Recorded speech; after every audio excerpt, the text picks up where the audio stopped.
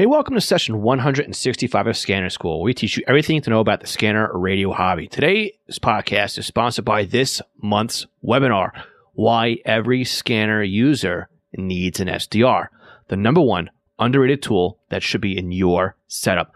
This free live webinar will be February 23rd, 2021 at 8 p.m. Eastern U.S. time. Virtual seats are limited, and you can sign up at scannerschool.com/webinar. If you're listening to this after the webinar date, you can catch the replay using the same link. Again, scannerschool.com/webinar. All notes from today's podcast can be found on our website at scannerschool.com/session 165. Before we start this week's podcast, I'd like to take a moment to thank our Patreon supporters. Patreon is a month-to-month sponsorship platform. We have 3 different support tiers, each with different benefits. But the most valuable tier is our $5 a month tier. This equates to sponsoring the podcast for about $1 per episode. Now, not only do our $5 Patreon supporters receive the podcast early, but they also receive a commercial-free version of the podcast delivered directly to their podcast player. Some may say that the included Squelchy sticker pack that is mailed to your home is the best benefit of the $5 level, but I think it's the community or the club that is growing at this level. You see, we meet once a month on Zoom, and we have a roundtable discussion about scanning, ask questions, offer advice. Some of the members are answering other people's questions, and we just talk with our fellow Scanner School classmates. This is an exclusive group for our $5 Patreon members. Now, again, if all this wasn't enough at that level, you'll also receive discounts to upcoming Scanner School courses and offerings. Now, you can help support Scanner School by going to www.scannerschool.com/Patreon or www.scannerschool.com/support. Now, I'd like to thank all of our Patreon supporters at all levels, and they are Blurpy Benner, Brian King, Buzz Gold, Chris Paris, Craig Harper, Dan, Danny Crotty, Ed Walsh, Eddie K, Edward Bramblett, Guy Lee, James Felling, James Bruder, Jeff Block, Jenny Taylor, Jim Heinrich, John Goldenberg, Ken Newberry, Kevin Zwicky, Lenny Bauer, Les Stevenson, Mark Beebe, Michael Kroger, Paul Teal, Raymond Hill, Richard Armstrong, Robert Kessler, Ronnie Bach, Sal Marandola, Tim Mazza, Todd Glendy, and William R. Can. Now let's start the podcast. Welcome to The Scanner School, a podcast dedicated to the scanner radio hobby. Class is about to begin. Here is your host, Phil Lichtenberger. Welcome to Scanner School. This podcast is here to teach you everything to know about the scanner radio hobby. My name is Phil Lichtenberger, and my amateur radio call sign is W2LIE. Now, today's podcast is sponsored by our Patreon supporters. Thank you all for your continued support, and by my company, East Coast Pagers, your emergency alerting specialist. You can find East Coast Pagers online at eastcoastpagers.com. If this is your first week for joining us for class, or this is your weekly listener, welcome to this week's podcast. Make sure you click that subscribe button right now in your podcast player of choice. Today, we are talking about software-defined radios. Again, yes, SDRs.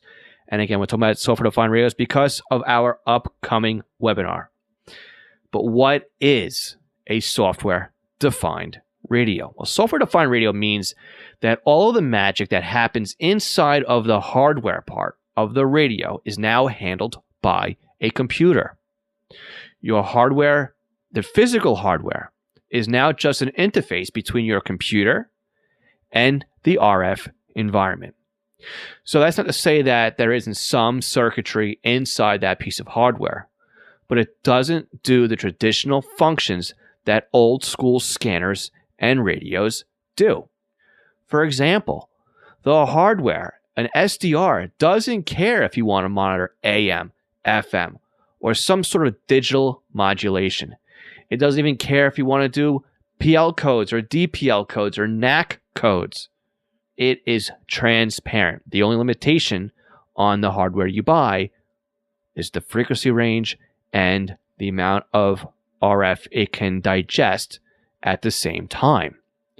So how do these differ from computer-controlled radios of yesterday? Well, computer-controlled receivers were full-on radios. Their design dictated everything the receiver was capable of doing. Your computer was just the user interface to that radio. For example, an ICOM PCR 100 was a popular computer-controlled receiver. In fact, it was probably my very first computer-controlled receiver. It operated from 10 kilohertz to 1.3 gig. And I quickly found out that the issue was it didn't have sideband on it. So there was no way to monitor any amateur radio or shortwave signals. Out of the box, it supported AM and FM and wide FM. And it supported CTCSS. But that's where it stopped. You couldn't do DCS on a PCR 100. You couldn't do sideband, CW, digital modes, right? And it was serial. It didn't even operate over USB. The software that was available for the PCR 100 from ICOM was good enough to get you going. Now, there was third-party software out there that worked a little bit better. But again, I mean, it was Windows 3.1.1 or Windows 95 software. I believe it was Windows 95. It's old, right? It's dated at this point. You can still get the software for it, but you needed hardware to give you any type of changes in this setup. So then eventually ICOM released the PCR 1000. Now the 1000 was still a serial-based receiver, but it allowed you to monitor upper and lower sideband, AM, FM, wide FM, and even CW. So if you were in HF operations, you'd want to upgrade from the PCR 100 into the PCR 1000. Now again, I got one of those as well. Eventually, ICOM would release the PCR 1500, which was an upgraded interface from the serial world to USB, finally. It also added in DCS, decoding, as well as some wider frequency ranges. The final release in the series, though, was the PCR 2500, which allowed for P25 and digital voice using optional cards. Okay. Again, the PCR 2500 also allowed you to buy a remote head for it, so you can control the PCR 2500 from a head as opposed to being headless and being controlled via software. Now, other popular hardware out there that was WinRadio, which was a card that would go actually inside your computer. And Optocom was very popular. Optocom would make black boxes as well as add-on boards to some Radio Shack scanners. And again, the software out there was DOS-based, and Probe was a pretty cool piece of software. But again, you were still limited by what the actual hardware, the receiver itself, was designed to do. Right? You can manipulate the receiver, but you could never do more than it was designed to do out of the box. Now, this is what makes SDR much better than computer-controlled receivers. The limiting factors through your software-defined radio is basically the usable frequency range and the bandwidth or the range of frequencies that it can monitor at one time.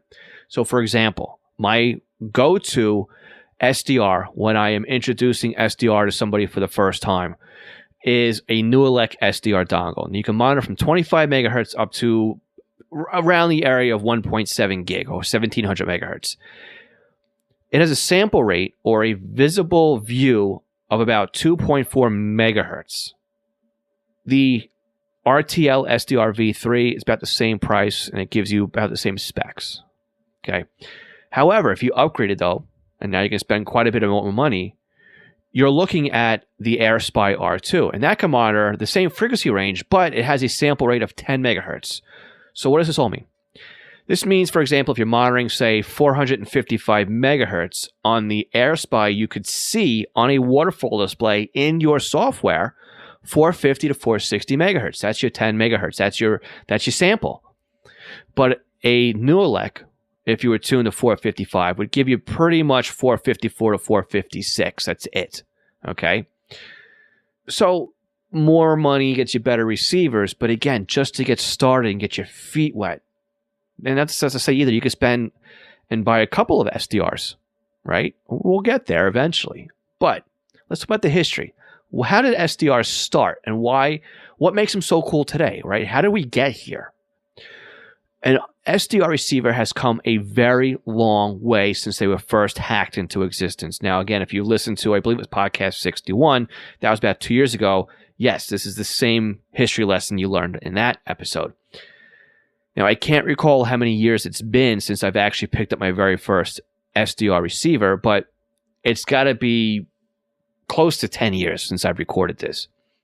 And what do I mean when they were hacked into existence? Now, the original SDR USB sticks were basically DVB-T USB tuners. They were TV tuners that operated in the DVB protocol.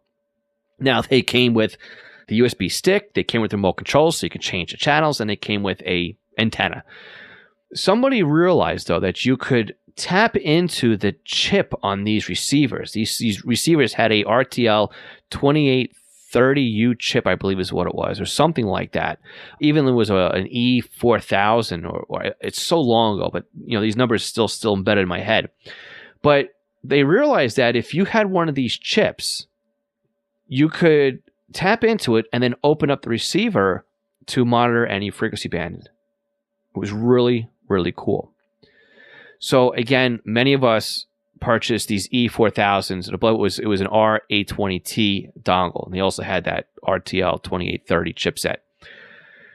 And I bought way more than these than I should have. And the reason why I bought a lot of these at the time was because I was afraid that somebody was going to figure out that we were able to monitor frequencies that in the United States were blocked from commercial grade scanners. And they were going to put a stop to this. And I knew that this was pretty cool. So I bought a pile of these things to use. I don't really use them anymore because of the newer hardware that's out there. It's so much better than the hardware from back when this started happening. So the reason is that these older USB sticks used to drift.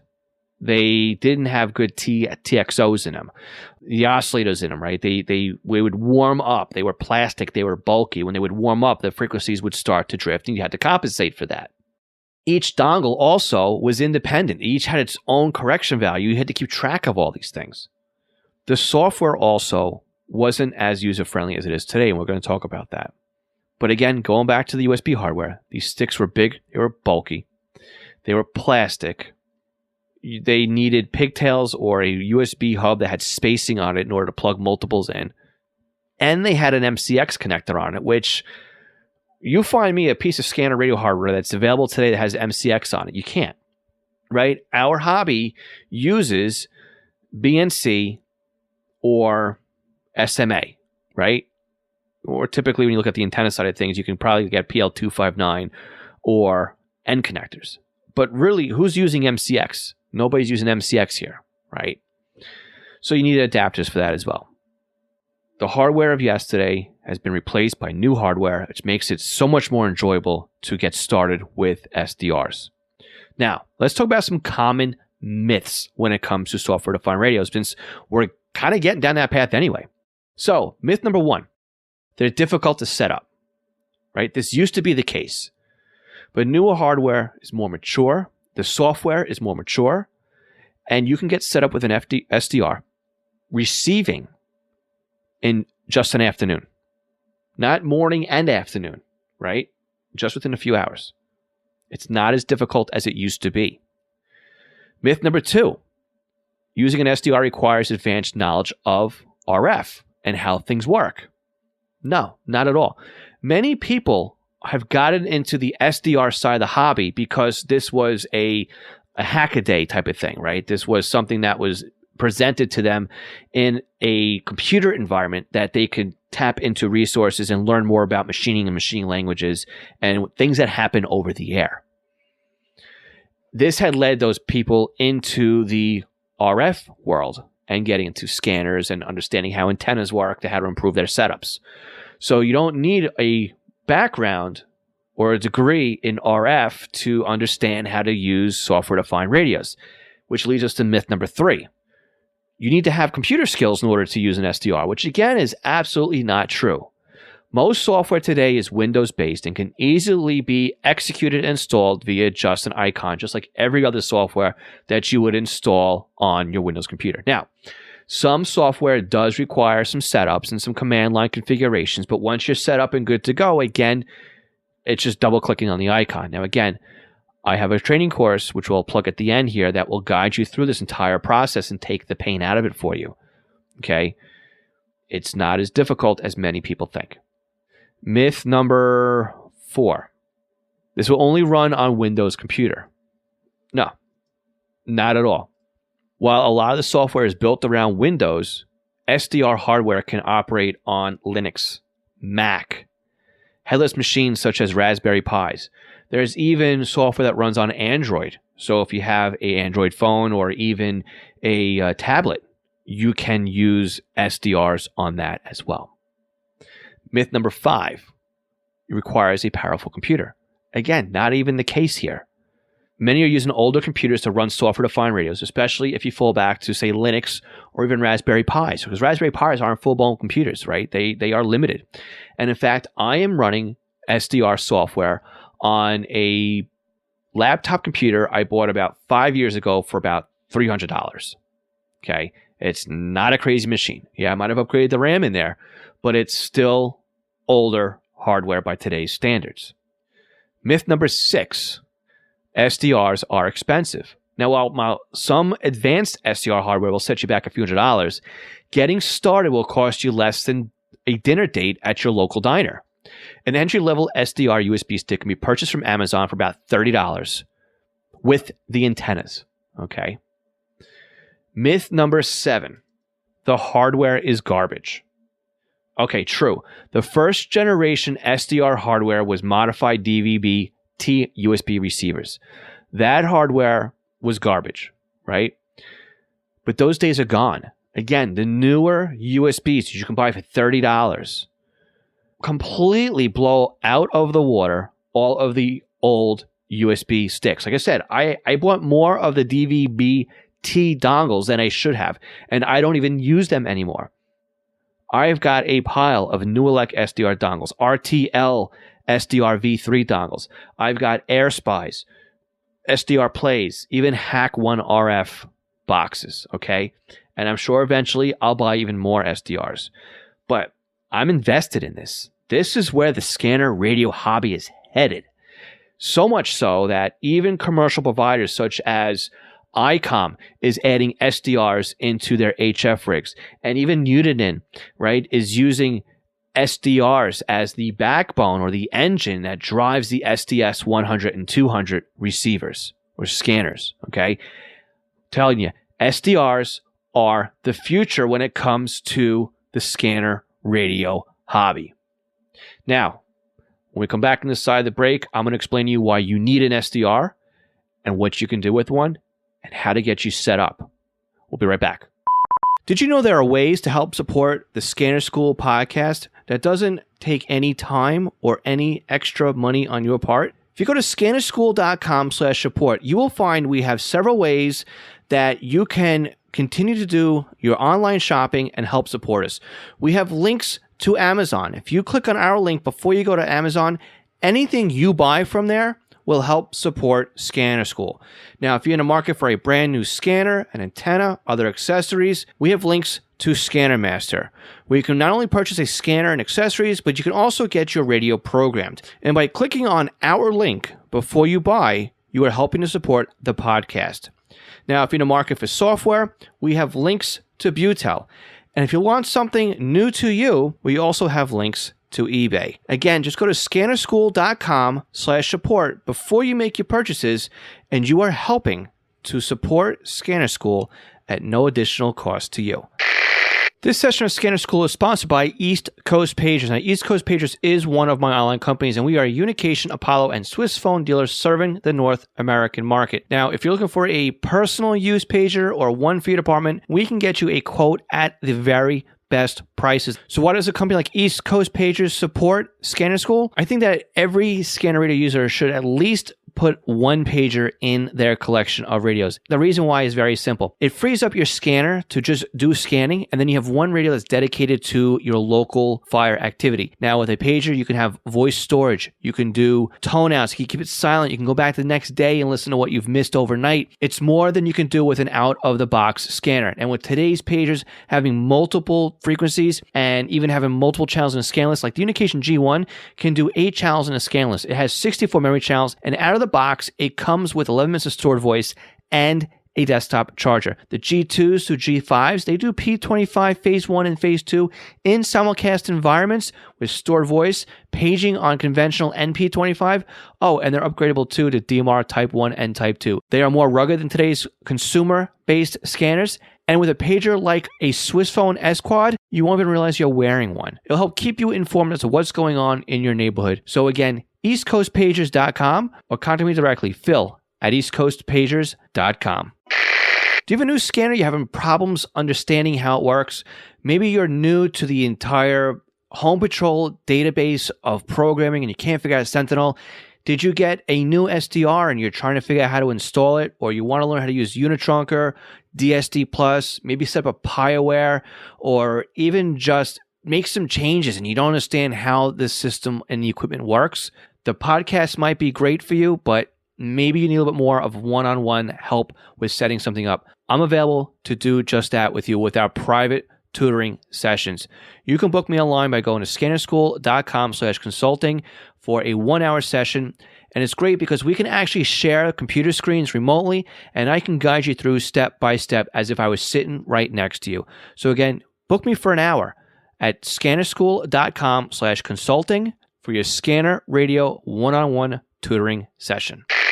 National Communications Magazine is your personal library of Scanner, CB, GMRS, FRS, MURS, and two-way radio articles written by the best minds in the business over the past 3 decades.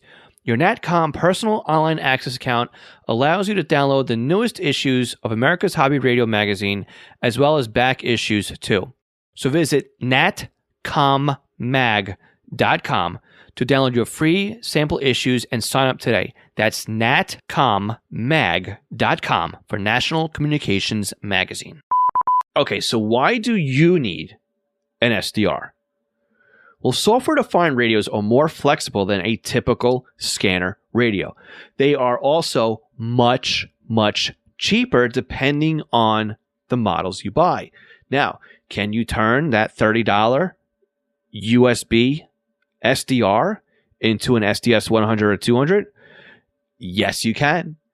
It's going to cost you a little bit more than $30, but you can build something on your own in an afternoon that will actually put the SDS 100 and 200 to shame. I'm telling you, these things are amazing. So what do you do with an SDR? Well, one of the cool things about it is you can do spectrum sweeping, which means you can see the RF spectrum around your center channel. This allows you to discover more active frequencies in your area, discover more trunk systems, discover a whole world that wasn't something that you were picking up on your scanner. Now, again, you can hit the search bar on your scanner, but there's something different about seeing things. There's also what's called a waterfall display. And what that allows you to do is see the spectrum over time. See, sometimes you might just get a blip or a quick transmission. Well, you'll see that blip or transmission on the waterfall display because the waterfall is basically what's going on as time progresses. And you can then go back there and sit there and wait and listen to see what that signal was. You may find out it's a rest channel for a DMR repeater. You may find out if you're into mil-air monitoring, you may find out it's an active frequency for military aviation. Because again, these guys, they key up and they're gone immediately, basically, right? But to see that blip on a waterfall display will tell you, hey, that was an active frequency. I may want to write that down and put that in my scanner, right? It helps you see the RF landscaping. SDRs are multifunctional, and we'll go into that in 1 minute. But they open up receiving possibilities that you can never get out of a production scanner. And the software that's available for an SDR is forever evolving. I mean, it seems like at least once a month I'm seeing, hey, we upgraded this software package, or this is new, or this is now gone from alpha to beta. You know, the people are just contributing and building these software packages. I mean, even Broadcastify is using an ingest server, which means they're listening to every single talk group basically on a trunk system and feeding that into the Broadcastify ingest server. How do you think they're doing that? Software-defined receivers and a bunch of volunteers who are setting up receive stations. So, we're getting into the next topic ahead of time, but what can you do with an SDR? Well, besides what we just talked about, a lot of this, again, depends on the hardware and the software you're using, but you're not limited to AM and FM radio broadcasts, shortwave radio listening, monitoring P25, DMR, NXDN, D-Star, fusion, and other digital modes. You can do trunking with the proper software. You can monitor modes that aren't even supported in today's consumer scanner radios, such as Tetra and MPT 1327. Oh yeah, and we did say Yaesu Fusion and D-Star earlier, which again, no scanner in the market will allow you to monitor those. You can do P25 simulcast, LSM, on the cheap. These work in that kind of environment. Again, we said you can look at waterfall displays. You can log and record all of your transmissions as well, depending on the software you're using. You can decode images off of the geosynchronous NOAA GOES weather satellites. Many people have modified Wi-Fi antennas and hooked up an SDR to those to just download pictures off of the satellite system. You can even decode data off of the orbiting weather satellites. And again, that's not limited to NOAA weather at this point too, because other countries have satellites that are circling the globe as well. One of my favorite things to do is you can download slow scan television signals. Now again, slow scan TV is something that the International Space Station from time to time will transmit, and even some shortwave radio broadcasts will transmit some slow scan TV signals with their broadcasts. And again, they're cool to see because these are images that are being downloaded over RF. Okay. Now, there's one guy on Twitter I'm following. If you want to check him out, he's at USA Satcom. But he's built a couple of dishes, and he's got some crazy setups over here. But he is monitoring downlink signals from man-made space objects. Which man-made space objects? How about the Mars rover, for example? Or the new Chinese satellite that is just getting into orbit now in Mars. Or even, it's amazing this stuff this guy is pulling in now. Is he decoding the raw data? Not necessarily, but he is showing he's receiving the signal. And again, over a waterfall display, he is showing that he's picking up over time the Doppler effect as this thing is orbiting around whatever planet it's orbiting around or object is orbiting around. You can see the orbit on the signal. It is absolutely amazing. Again, I'll put a link to him in the description, but it's USA Satcom on Twitter. Well, an even easier setup, though, a little bit closer to Earth, you can monitor airplanes overhead with ADSB, UAT here in the States, and even monitor ACARS messages. Again, those are pretty cool because I was just monitoring those. I'm like, wow, there's a lot of information that's not even broadcast over the air that these planes are receiving. You can even monitor AITS beacons from ships if you're close enough into a waterway. And again, that's like radar for the seas. So it is really cool. And this is, again, tip of the iceberg stuff here, right? Because there's some projects out there where people are building passive radars to see how much traffic is in an area. They're discovering how keyless entries or key fobs on your vehicle communicate with the vehicles and unlock your doors. They're monitoring remote tire sensors, remote sensors even around your house, such as wireless weather stations. Again, the list goes on and on. These SDRs, again, the Hackaday thing, right? So there's a little bit of like, the computer geek involved here as well as the RF spectrum, and it's a beautiful marriage of these two hobbies. But also with scanning, I mean, this is, again, I've said it before, but I think SDRs are where things are going to go in the future. So how do you get started with a software-defined radio if you haven't gotten started yet? Again, for about $30, you could pick up a SDR USB stick and be off to the races. Besides the $30 USB stick, what else do you need? Well, you'll need a computer of some sort, right? The nice thing about an SDR is that it works on multiple platforms. Again, we discussed this before in the myths section. You can use it on Windows, Mac, Raspberry Pi, Linux, okay? The beginner software that I always recommend is free. It's called SDR Sharp. And in my free training class, this is the software I start you off with. Again, if you want to check that out, courses.scannerschool.com. And again, if you want to buy the hardware too, we'll get a link in the session notes for the hardware. Once you've got SDR Sharp installed, you're able to tune into local FM broadcast stations, some aviation, even local conventional analog frequencies like the NOAA weather broadcast. Once you've hit those goals, I'll show you how to get into the digital reception using your SDR. Now, again, you can start doing this with a free download, getting the DSD Plus public release. Again, in my course, I show you how to set up SDSD Plus on your SDR and how to get everything set up and going. Now, again, DSD Plus has got two flavors. They've got a public release, which is limited, and they've got a fast lane release. And I recommend purchasing the fast lane release. A lot of stuff we do in the SDR world is done in fast lane, but again, just to get your feet wet, you can do the public release.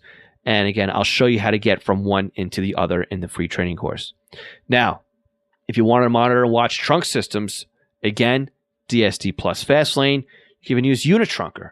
Now, again, Unitrunker is one of the first pieces of software that I install on my computers when I'm setting up an SDR battle station, so to speak. Again, Unitrunker is free. And there's other pieces of software that are semi-new to the environment, such as SDR Trunk. And that one is kind of what the whole ingest server is kind of operating on as well. There's even Trunk Recorder, which records all the talk groups that come in. And if you set up a web interface using Trunk Recorder, then you can set up and monitor just one talk group or record talk groups. Again, the list goes on, and it's really crazy what is available to you when you start setting up software-defined radios. Now, again, if you want to learn more about a software-defined radio and how to use it and why you need one and why it's so underrated, I think you kind of got you're understanding why things are underrated here.